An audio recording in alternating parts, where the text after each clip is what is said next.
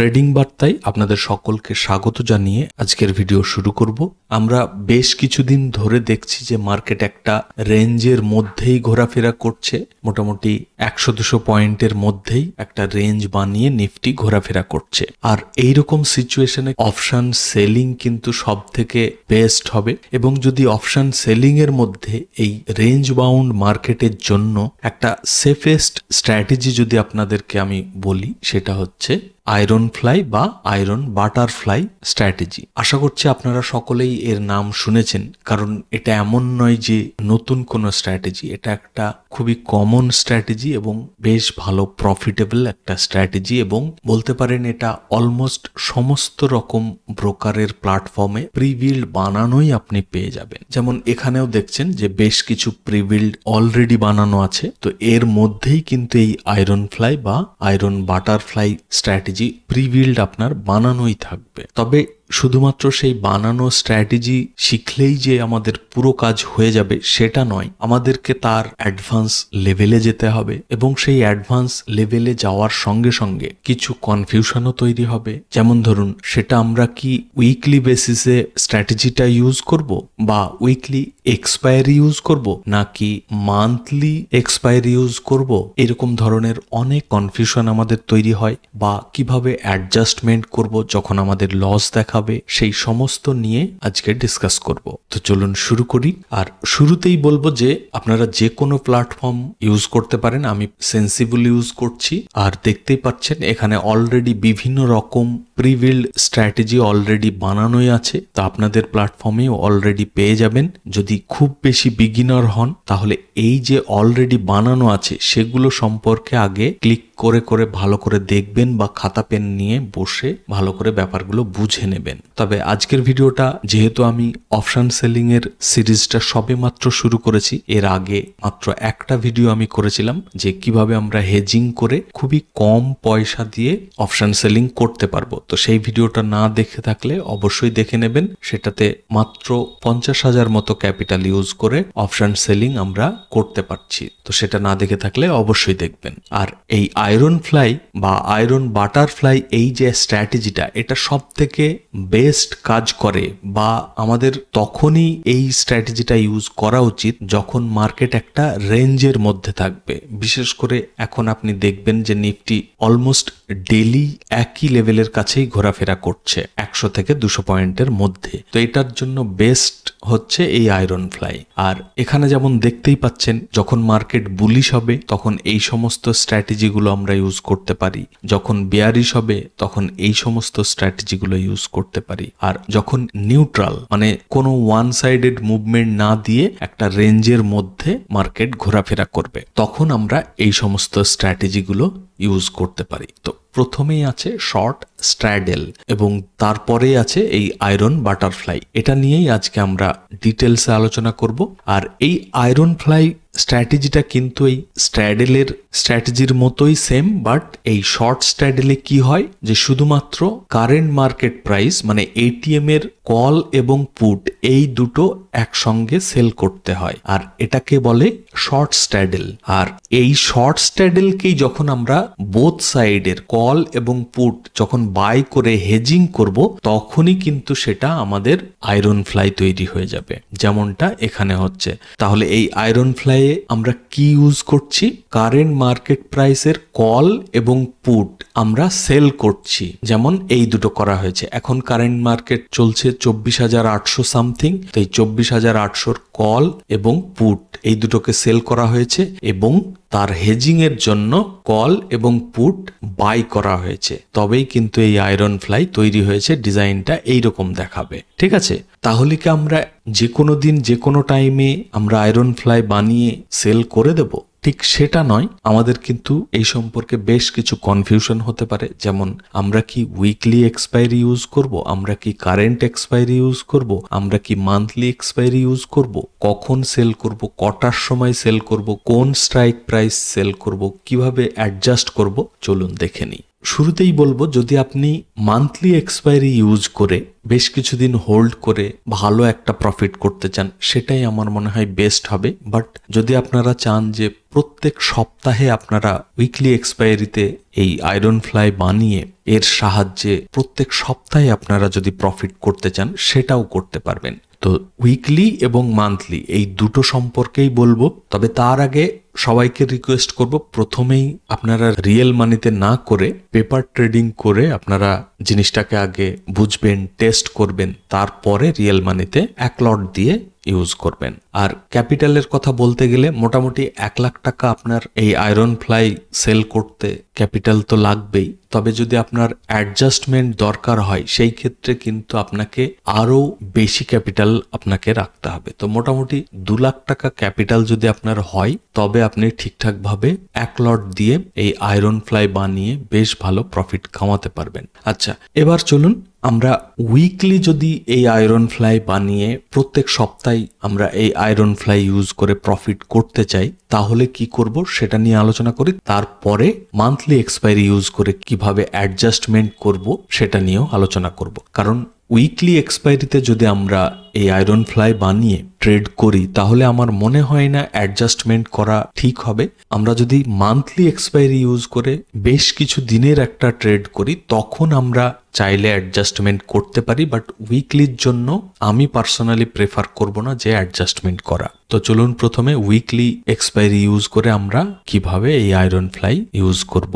আর শুরুতেই বলবো যে আমরা কি তাহলে এই আয়রন ফ্লাই প্রিভিউ যেটা আছে সেখানে ক্লিক করে যা যা স্ট্রাইক প্রাইস এখানে অলরেডি সিলেক্টেড থাকবে সেটাই কি ইউজ করব?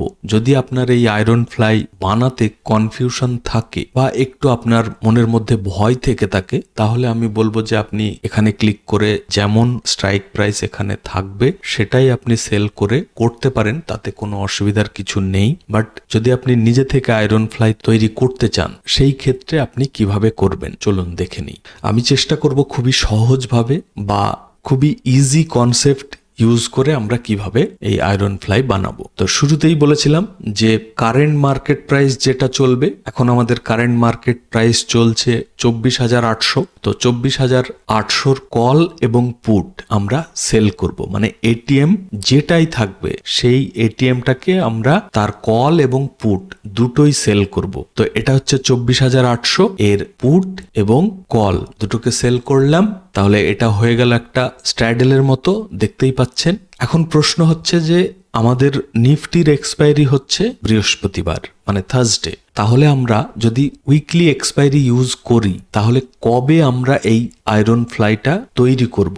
আমার মনে হয় বেস্ট হবে ফ্রাইডে মর্নিং এর দিকে, মোটামুটি 9:45 পর্যন্ত আপনাকে ওয়েট করতে হবে। কারণ আয়রন ফ্লাই আমরা তখনই তৈরি করব যখন দেখব যে মার্কেট একটা রেঞ্জের মধ্যে আছে, না হলে কিন্তু আমাদের লসে পড়তে হবে। তো রেঞ্জের মধ্যে যখন থাকবে, মানে ফ্রাইডে যদি দেখি আমরা যে মার্কেট রেঞ্জের মধ্যে আছে, তাহলে আমরা 9:45 দিকে এই আয়রন ফ্লাই বানাবো। এবং রেঞ্জের মধ্যে আছে কিভাবে বুঝবো?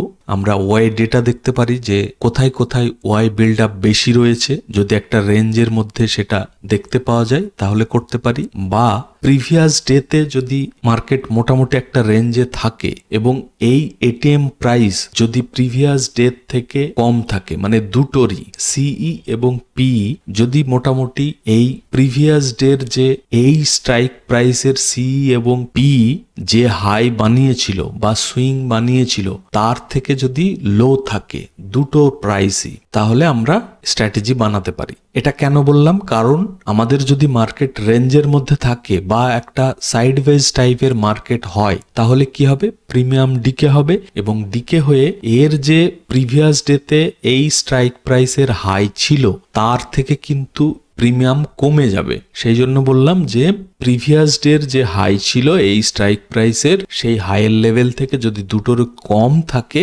বা মার্কেট সাইডওয়েজ যদি আপনি বুঝতে পারেন, তাহলে আপনি ফ্রাইডেতে 9:45 পরে আমরা এই আয়রন ফ্লাই বানাতে পারি। ঠিক আছে, তো দুটো এটিএম নিয়ে নিলাম, এটিএম এর পি এবং সি দুটোকেই সেল করলাম এবং কি তৈরি হলো? এটা কিন্তু স্ট্র্যাডেল তৈরি হলো। আর আমরা কি বানাবো? Iron fly. আয়রন ফ্লাই বানাতে গেলে এর দুটো হেজিং করতে হবে, পুট সাইডের এবং কল সাইডের দুটো স্ট্রাইক প্রাইসকে বাই করতে হবে। কোন স্ট্রাইক প্রাইসকে বাই করব যদি আমি সহজ বাংলায় বুঝতে চাই, তাহলে মোটামুটি ধরে নিন এই যে ব্রেক ইভেন যেটা দেখাবে, এই ব্রেক ইভেনের স্ট্রাইক প্রাইস দুটোকেও চাইলে আমরা বাই করে আয়রন ফ্লাই বানাতে পারি। যেমন ধরুন 24,650 আমরা অ্যাড করব, 24,650 পুট আমরা বাই করব।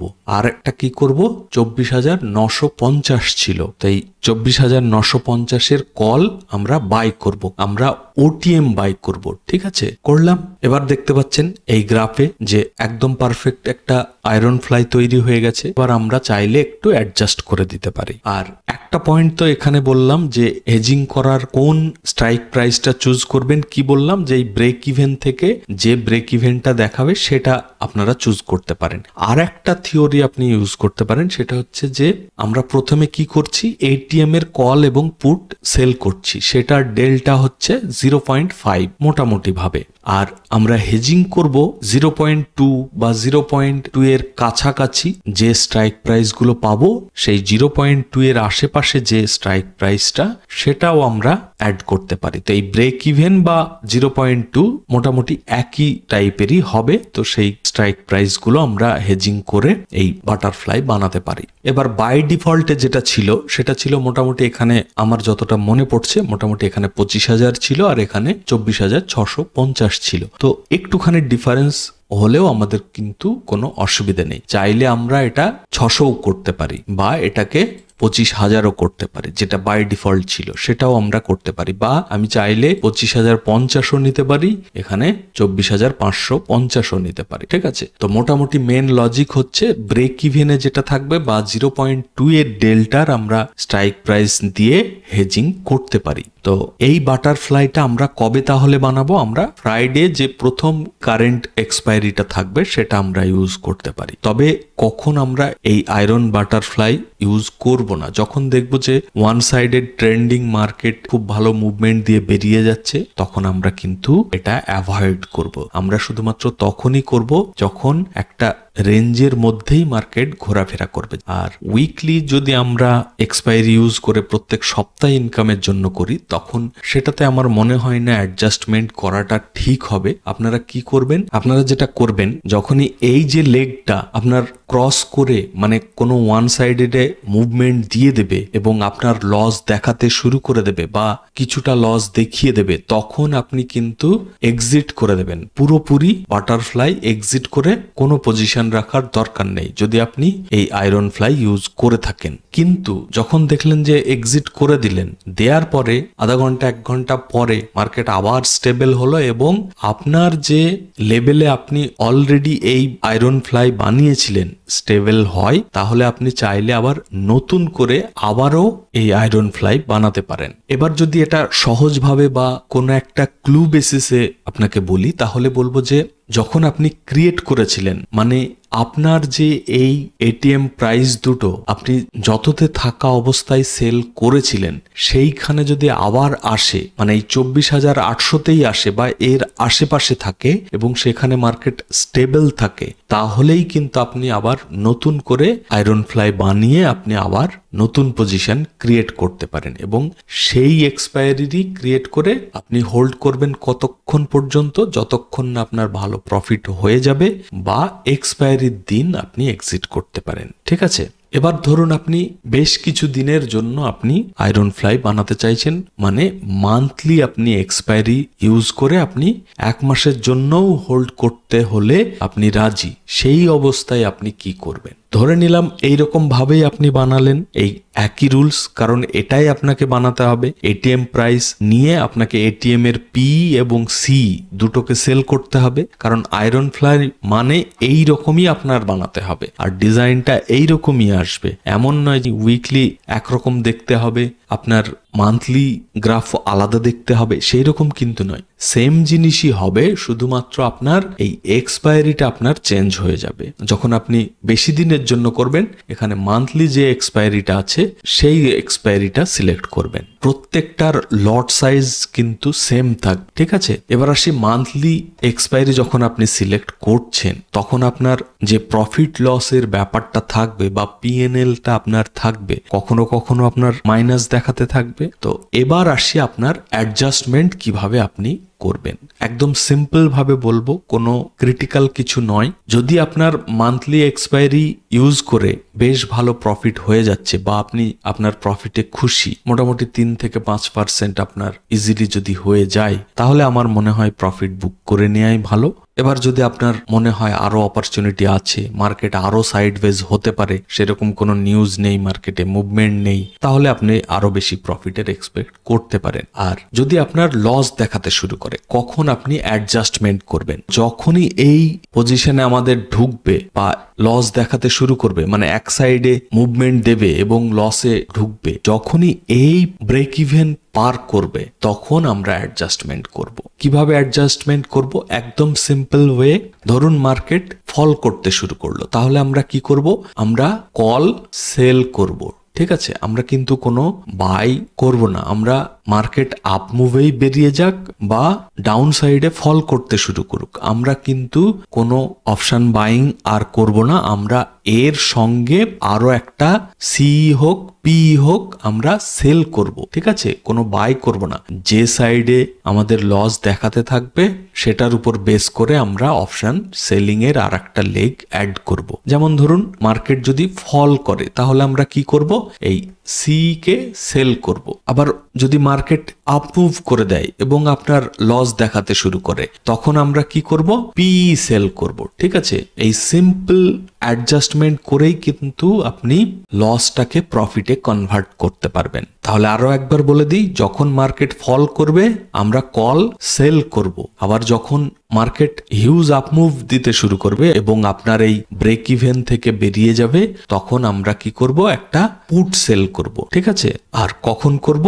এই ব্রেক ইভেন থেকে আপনার যেই লসের দিকে যাবে আমরা সেল সাইডের একটা লেগ অ্যাড করব। এবার প্রশ্ন হচ্ছে কোন স্ট্রাইক প্রাইসকে আমরা সেল করব। একদম সহজভাবে বলতে গেলে কোনো ক্রিটিক্যাল ভাবে চিন্তা ভাবনা করার দরকার নেই। পুরো 0.2 এর আশেপাশে ডেল্টা যে স্ট্রাইক প্রাইসের থাকবে সেইটাকে আপনি সেল করতে পারবেন। কত লট?